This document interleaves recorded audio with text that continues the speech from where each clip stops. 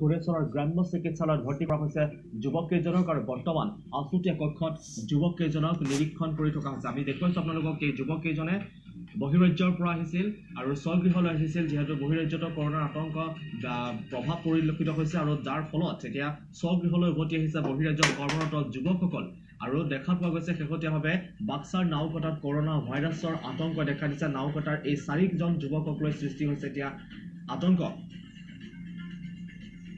আৰু যুৱককেইজন উপস্থিত হৈছিল নিজ গৃহত। অন্ধ্ৰপ্ৰদেশত কৰ্মৰত যুৱককেইজন ৰেলেৰে অহাৰ পাছতে কোনো ধৰণৰ স্বাস্থ্য পৰীক্ষা কৰা হোৱা নাছিল ৰেলৱে ষ্টেচনত, আৰু ততাতৈয়াকৈ গোৰেশ্বৰৰ গ্ৰাম্য চিকিৎসালয়ত ভৰ্তি কৰা হয় যুৱককেইজনক আৰু বৰ্তমান আছুতীয়া কক্ষত ৰখা হৈছে এই 4 যুৱককেইজনক। বেলেগ পড়তে হবার আইছি তাতে হইছে না ওটা কোন চুরি বাবা দেখছেন মুখে মাথা শিল্প লাগছিল বিটিসি নির্বাচন করোনার বাবে বাক্সা কে 22 মাৰ্চৰ পৰা বন্ধ প্ৰচাৰ অভিযান বিটিসি নিৰ্বাচন স্থগিত। সমান্তৰালকৈ বিটিসি নিৰ্বাচন স্থগিত ঘোষণা কৰা হৈছে। কৰোনাৰ বাবে স্থগিত ৰখা হৈছে বিটিসি নিৰ্বাচন। 22 মাৰ্চৰ পৰা বন্ধ প্ৰচাৰ অভিযানৰ পৰৱৰ্তী সময়ত নিৰ্বাচন আয়োগে ঘোষণা কৰিব।